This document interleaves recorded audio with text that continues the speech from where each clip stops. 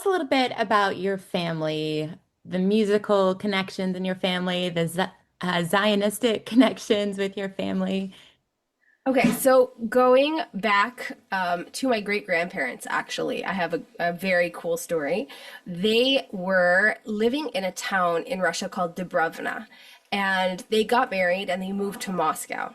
And it was in the 1920s in Russia. For those people who are not familiar with that period of history, Judaism was not looked on very well, and Zionism especially was very illegal.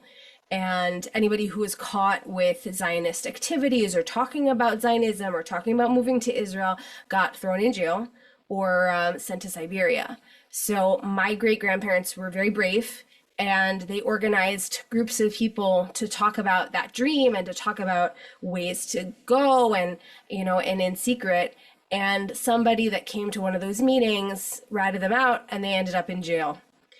And everybody that had ended up in jail for Zionist activities, anybody that they had heard of, we're talking about thousands and thousands and thousands of Jews who had Zionist activities, that like who organized anything that had to do with Zionism.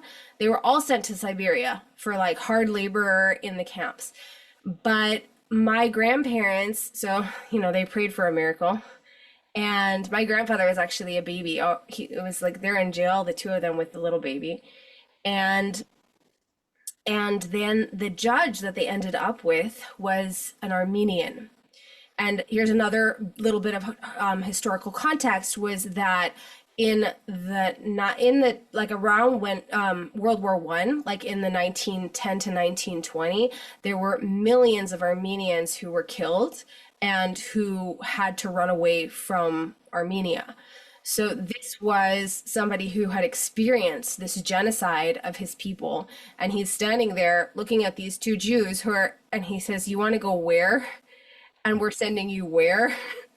So my grandparents actually were paid by the Russian government to come to Israel, where they lived in Nesher in the north, which is next to Haifa.